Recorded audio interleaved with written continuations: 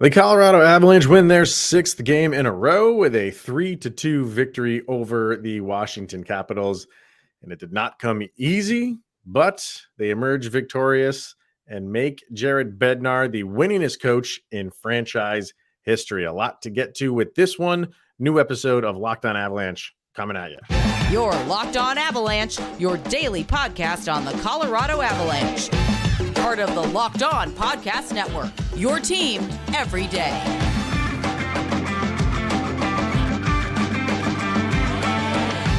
It was Milestone Day in Denver, Colorado last night as the Avalanche with the 3-2 hold on for dear life win over the Washington Capitals.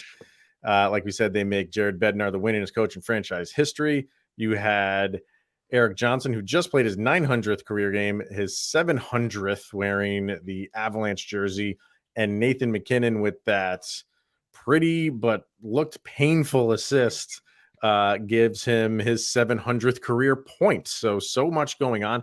And just the fact that the Avalanche won the game makes all that stuff all the more sweeter. If you lose that game, it's like, yeah, all that stuff is cool, but you lost the game. But overall, a very entertaining game. We'll get to all of it, but first things first, thank you for making this your first listen of the day. Always appreciated. Follow us on our social media outlets, LOPN_Avalanche on Twitter, Locked On Avalanche on Instagram. Questions, comments, concerns, and opinions, lockedonavalanche@gmail.com.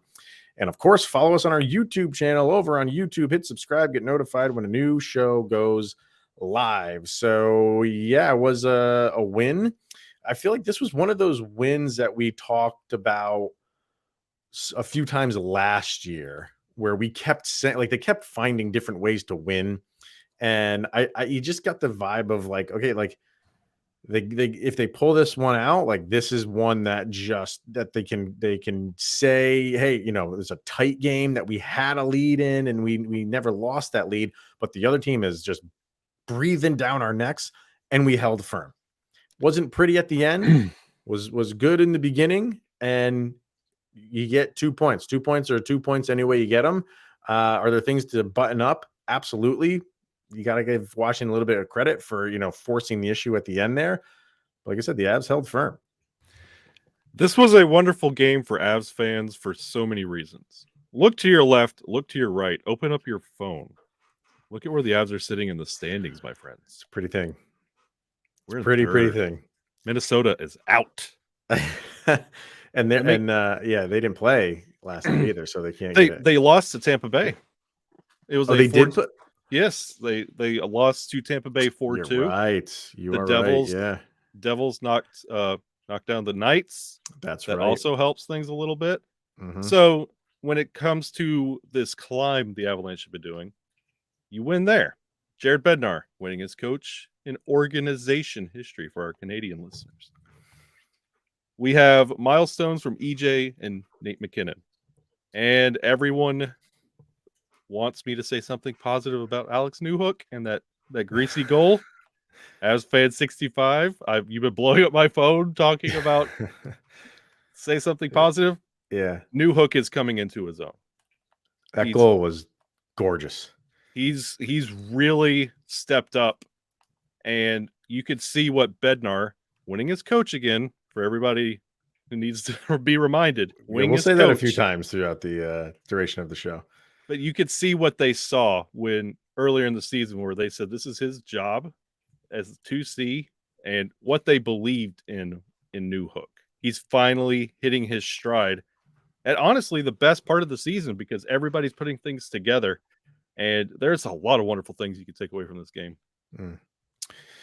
Yeah, we've been saying that about Alex Newhook for a while. Like, he's 21 years old. He's got to grow. He's got to develop. And I think people wanted him to grow and develop faster than most players do. You're not going to get, the Connor McDavid from anybody else. That doesn't happen. And sometimes it takes guys a little bit longer to come into their own, and he just seems to be hitting his stride, like you said, at a good time for the Avs. Everything is going swimmingly right now for him. Yeah.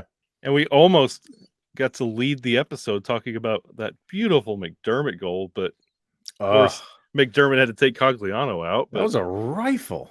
It was gorgeous. I don't have as many, like, hardly any hangups anymore with Curtis McDermott. Yeah. Like, he's not fast, so you're not going to get his speed. He's a giant. You know what you're getting with him now, but he seems to have accepted his role. Not only, I shouldn't say that, he's always accepted his role. He just wasn't playing it well when he first came over. He's gone from accepting his role to establishing his role. That's, I think, the perfect way to say it. And I don't consider him a liability every single shift anymore. Like, there was a time every time he was out there, you're like, oh man, like, I just hope he doesn't do something completely boneheaded. And maybe it was just he needed to get adjusted to a new team and a new city and a new system and new teammates. And I think as last year went on, you saw the improvement over last year, and he's just really continued that for this year. He's got a that was a howitzer of a shot. That's a Brad Hunt type shot.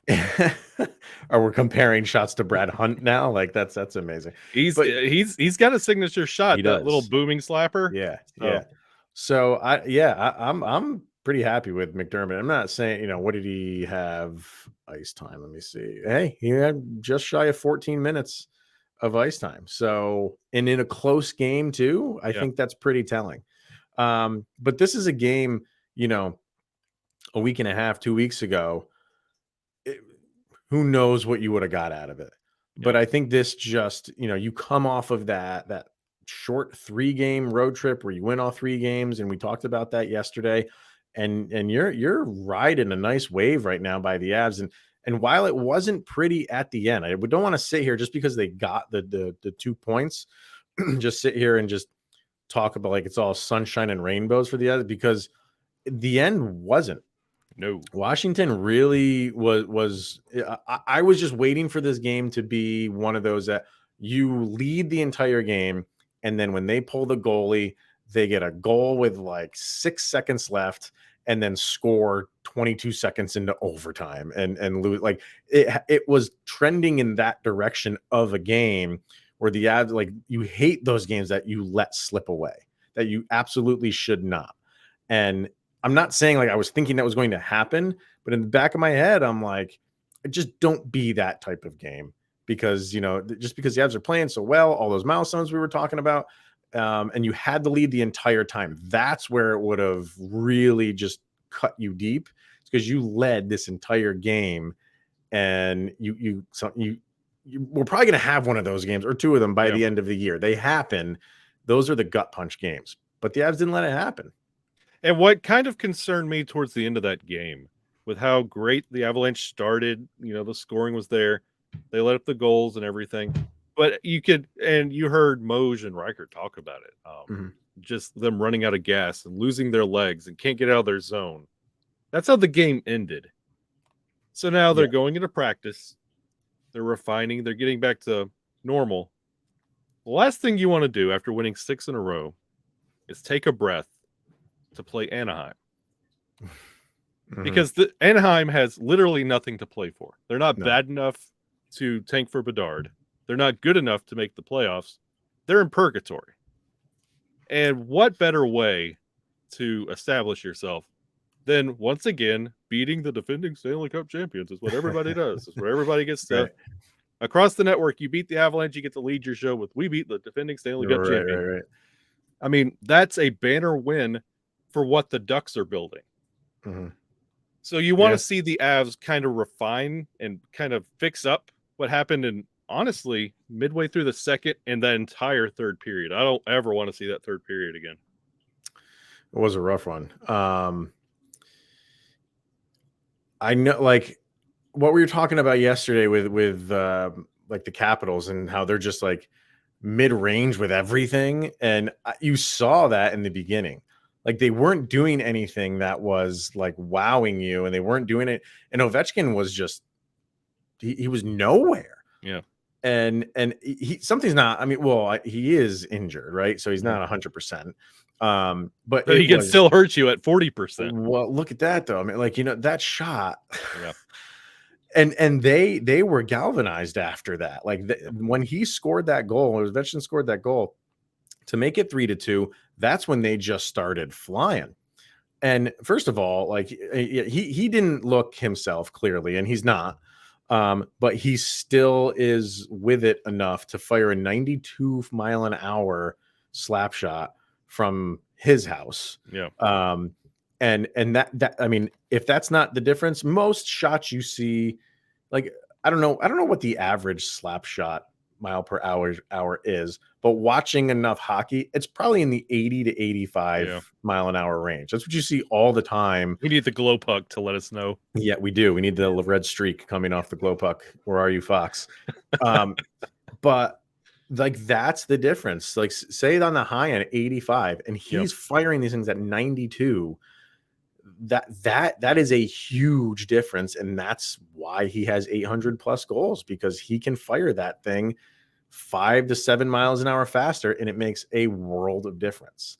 And even when he's not on his game, he will just he knows how to do it. What am I talking about? Like he's done it 800 times. So he's always you just always have to be cautious of him, even when he's not playing well. And he didn't play well in the beginning, or maybe the first 2 periods really, and he didn't really start showing up until the end. And that's what the superstars do. And he got his team going, and the Avs did their best to shut him down, and just thankful obviously that they did. So much more to get to with this game, and we have a sound check to get to as well, and definitely got to talk about Georgie, because the Avs goalies just continue to keep playing fantastic.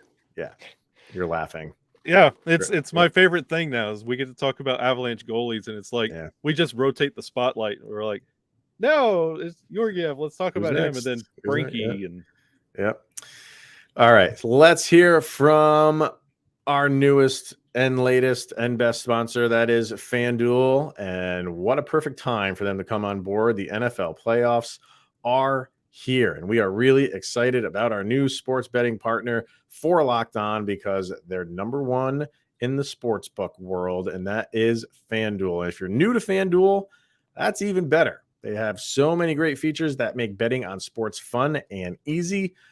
If you are a new customer, you can join today to get started with a $150 allowance and free bets guaranteed when you place your first $5 bet. You heard that right.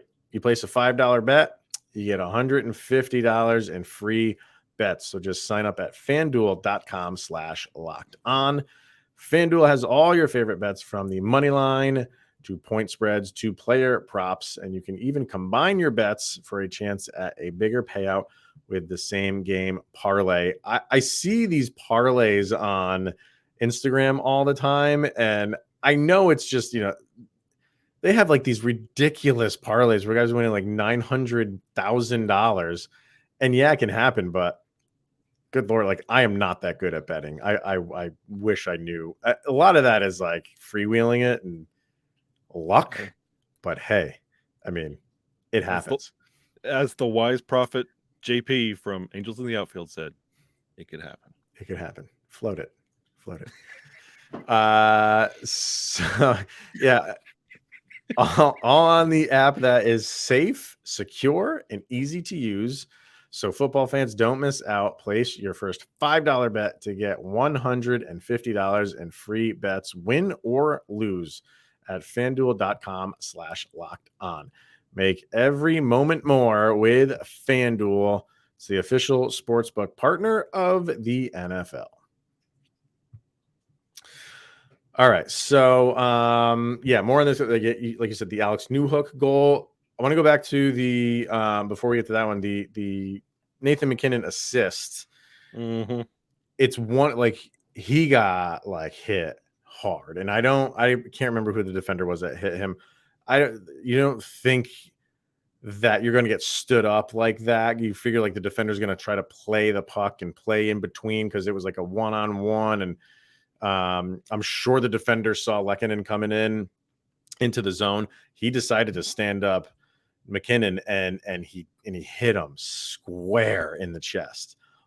and somehow McKinnon stuck with the play and stuck the stick out to just shuffle pass it to Lehkonen, who roofed it on Darcy Kemper. My concern, and that happened in the first. Mm-hmm. Nathan MacKinnon played the rest of the game.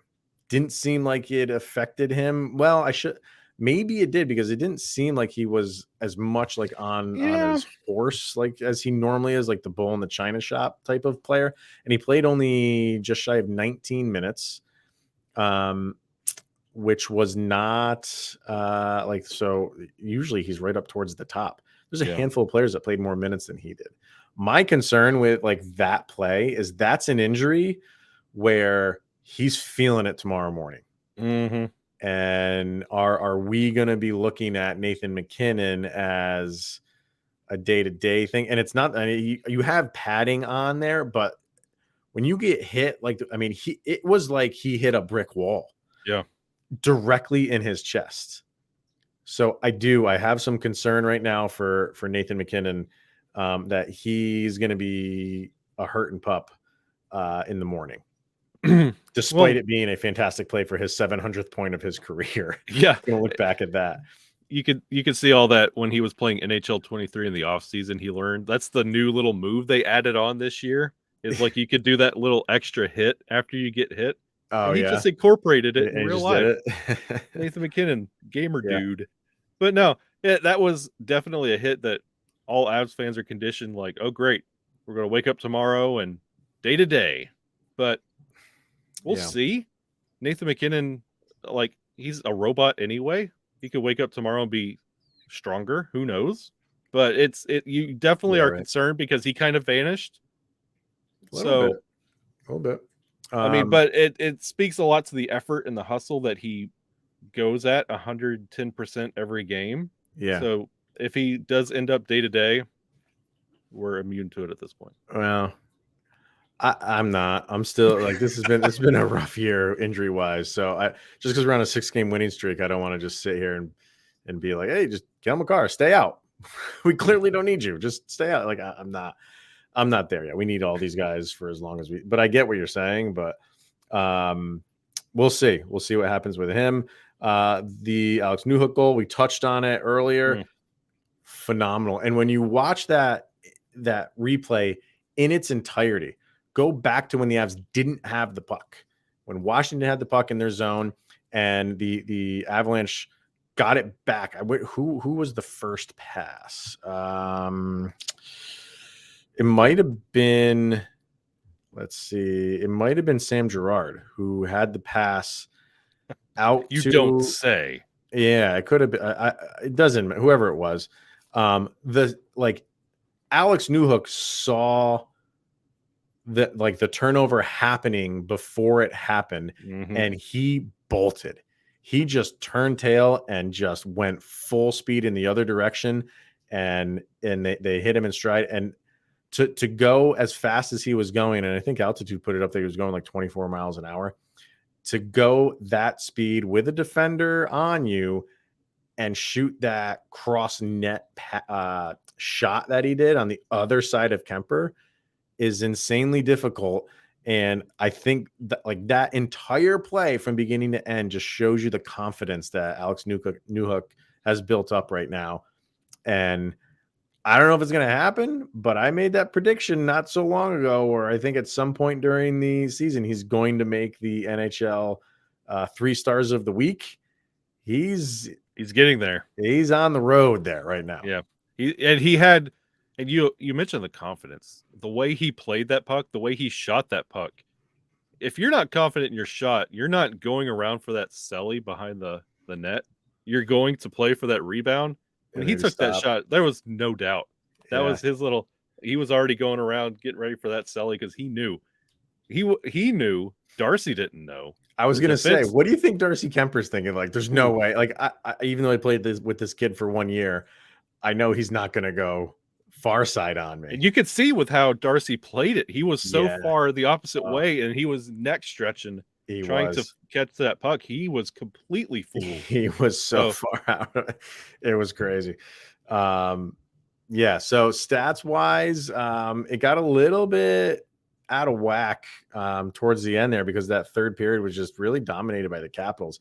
So they win the shots on goal 39-26. And what did you say? The Avalanche with a whopping 3 shots on goal in the third period? 3. That's and it showed. I can't remember what they were. Yeah. I don't remember who had them, and I don't remember when they happened. Compared to Washington's 15. Washington was coming at them. Yeah. But we got to have a bell or something. We need to have like a face-off winning bell somewhere. Yeah. Do you have any like that's your homework for the next game? We need something that we need to ring whenever the Avs win the face-off percentage, because they did in this game 53% to 48%. Wow. I mean, I think we should just stop the show right there because I might pass out. I'm trying to think of another game this year where the Avalanche did not have a power play. I think there was one other game, if I'm not mistaken, but no more than one other than this one. No power plays in this game for the Avs. And I got to say, I didn't really think there was any that the refs missed. I wasn't sitting there kind of getting angry, like yelling at the screen, like you got to call that trip. You got to call that interference. Maybe there was one or two borderline ones, but there was nothing that was egregious. And I don't know if that's just the way the Washington Capitals play. When you got guys like Tom Wilson, you're expecting some penalties, but he left early. He only had 9 minutes of ice time. I remember them saying he something happened to him, and he hasn't played a lot this year. Yeah, he came back from an injury. He did about a week and a half ago. Yeah. So I don't know what's going on with him. I don't know if he re-aggravated the same thing or what happened, but no power plays for the Avs, and only 2 for the Capitals. So kind of on their best behavior, these two teams were. And not only did Washington get 2 power plays, they converted neither of those power plays. No. So penalty kill is looking good. And you know what? The power play doesn't look good. Just don't go on the power play. It's your rules for the day. It can't look bad if you're not on it. Can't look good either. So yeah, smarts. I always enjoy the deserve to win-o-meter over at Money Puck. It's just a fun little tool that they have. Moneypuck.com. Right on the top, you click whatever game you want to get the stats for, like kind of like the in-depth stats. And right at the top there is have the deserve to win-o-meter, and it's they simulate the game 1,000 times with average goaltending. They don't include the goalies, like the superstar goalies, into those. Burn Darcy. Ooh. Yeah. And it's just a fun little way to see like who was deserving to win this game. They have the Capitals deserving to win this game at 62%. And I think that's heavily weighed on what happened in the third period. I get that. But you feel like that's a little bit too high, or do you feel like no? Honestly, the first period looked great. The second period did not. The third period, they were literally holding on to whatever they could. There was some couldn't get out of their zone towards the end of the first period and the second period, and you started to have that feeling like, oh no, not like this. Yeah. But they held on. That's honestly how this game was won. They held on. They did not break to what the Capitals were doing. So I kind of agree with that deserve to win-o-meter. Yeah.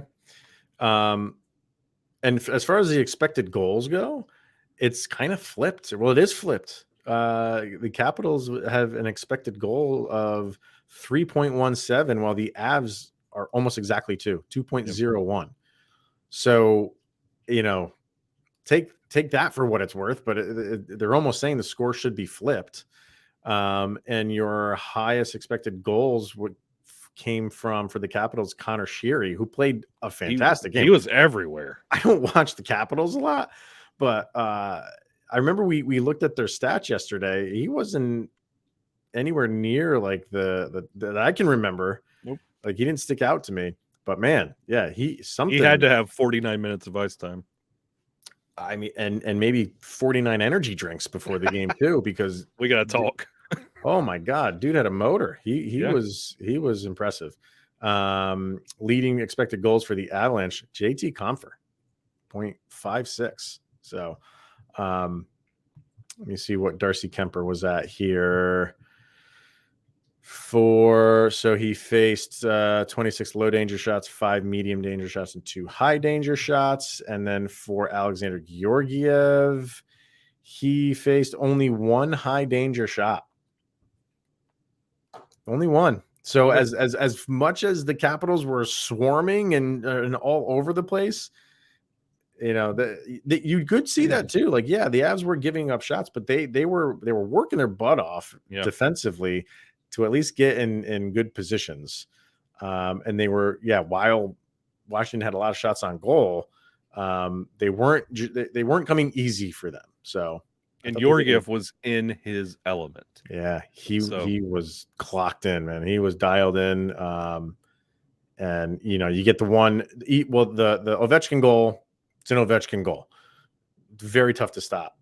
The first one that went in was tipped in front. Yes. Yeah, it kind of was redirected a little bit. So it kind of, you know, those are difficult too. It throws you off your balance and your tracking of the puck. So Capitals were going to have to be on their game to beat him. And for most of the end, they were. Yeah. I think it just goes to show you how dialed in Georgiev is, how dialed in the Avalanche are, and overall, it's another solid win, I feel like, for the Avs. So yeah, no visible frustration out of Georgiev in the goal, like the stick slapping and the frustration. It's not there. He's got ice in his veins right now. Yeah, I still look back at that as like, you know, I'm glad that happened. Yeah, that he just slammed the stick over. Like he needed to do that. That was the frustration boiling over. He bottled all the frustration from the entire team and just let it out. And I wonder how much of Frankie getting hot and kind of having a hot hand challenged him a little bit too. Friendly competition. Yeah. Why not? Yep. All right. So we have, there's, let's see. So yeah, Cogliano with the goal, Newhook with a goal, Logan O'Connor 2 assists. Good job, LOC. Mac with that 1 assist. Lehkonen with the goal on that McKinnon assist. Devon Toews with an assist. Sam Girard with an assist. And Curtis McDermott with an assist. So even though you only had 3 goals, you had a handful of guys on the stat sheet. So overall, well done. Contributions. Yeah. All right, one last order of business to get to, and that is our Locked On Avalanche Sound Check. And Kyle and I pick one song after every game that we feel best summarizes the most recent game. These songs go up on Spotify on a playlist. Just search for LOA Sound Check. This is volume number 2. Volume number 1 is still up if you care to follow that from last year. So I'm going to put these up as we speak. Oh. What do you got for this one, sir? Dipping back to my soul right here. I'm going to go with some Megadeth. Ooh. Yeah, they're a very hot and cold band for me, but I really like Dave Mustaine. So how can you not? Off the United Abominations album, Washington is Next. Yeah, but it's Washington is Next! Exclamation point. So it's yes. Yeah. They are the 6th in a row of our wins. So Washington is next. If Megadeth wrote a song called Anaheim is Next, that might be my next sound check. Yeah. Yeah. I think this is the song about. Oh, I mean, it's Megadeth. It's political. Is it? Yeah. I'm looking at the lyrics now. Yeah. This album came out in 2007. I think this is about the time where they're like, you know what? Let's listen to what Dave has to say a little bit more. So his vocals are like potted all the way up. Yeah. And like everything else is behind, where usually it's the other way around. You have to really struggle to hear what Dave's saying, but it's one of those just. Is there a chorus in here? Because I don't see any like repeating lines. It's one of Dave's like rambly songs. When you great. listen to it, you're like, yep, it's a Megadeth song. Yeah. They only get worse from here. Where like the new album they just put out, it is just like Dave is angry about something. Here we go. Well, he's an angry man, Angry again. Not being in Metallica really kind of set a course for him. We get it, Dave. We get it. Yeah. He will never let it go. He never. Which, hey, there's a book about that. Well, there's a chapter in a book about that, which is fantastic. But that's for another podcast. It's like Some Kind of Monster when he came in on that documentary. He's like, "Hey, by the way, I'm also mad." Yeah. He feels like he's a failure because he got kicked out of Metallica, and that's his metric. For me, I'm going with one of my favorites. I don't want to put him on too much because I could put a Devin Townsend song on after every single game, but I don't want people to get sick of him, and I don't want people to get sick of me putting him on the playlist dozens of times. But for this one, it's fitting, and with the Avalanche now back into third place overall in the Central, enough of that wild card stuff. That's for the peons. Yeah. Back in third place in the Central. The name of the song is Where We Belong. And I know that's not where we want to finish, but back into those playoff slots is where the Avalanche belong. And I genuinely feel like it doesn't matter. Like, they've had President's Trophy. They've been, number one in the Central. You want that. You just want to play. You want to play well. I don't think you're looking at the standings anymore if you're the Avalanche. I think you have the mindset of do what Tampa did. Yeah. Doesn't matter. Play good hockey. Wherever you finish, and you can go win a Stanley Cup. Yeah. Just get in the playoffs. Especially with how this team is, you don't want to go searching for where the Avalanche are in the standings. You don't want to scroll below a cut line. This team should be above the cut line. It should be, you pull up standings, Avalanche are right here. There might be a team up here or below, but you shouldn't have to go searching. So let me ask you this. Now that they're there, do you think they lose it? Do you think there's another maybe small 4-game losing streak, 5-game losing streak somewhere in the rest of the season, and they maybe drop back into a wild card spot? Or do you feel like, nope, once they're there, they know that, the importance of it, and they will not let that go? I would entertain that thought, but the sound of someone knocking at the door would be Cale Makar, Josh Manson, and Bo Byram. And the distant knocking at the door is Gabe Landeskog. Yeah, and he's going to come back eventually. Yeah. I mean, before my kids go to college, I hope. But it's like they're coming back. So I feel like that's going to put a stopgap with the streaks. But again, this is all predicated on the fact that Nathan MacKinnon is fine and dandy and will be skating in Anaheim.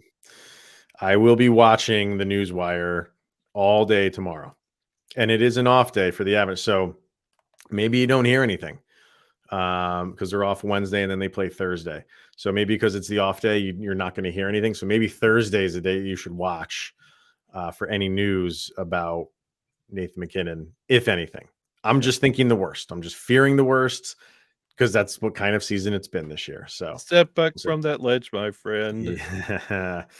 All right. That's going to wrap it up for today, everybody. Thank you for tuning in, making it your first listen of the day. Obviously, that is always appreciated, and solid win. 6 in a row. Let's keep it going with 7 against Anaheim. Is that on the road or at home?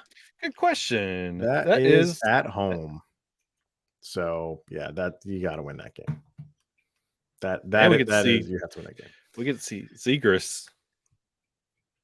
He's entertaining. Got to give him that.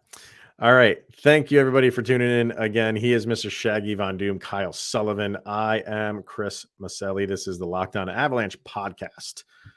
We'll see you guys tomorrow.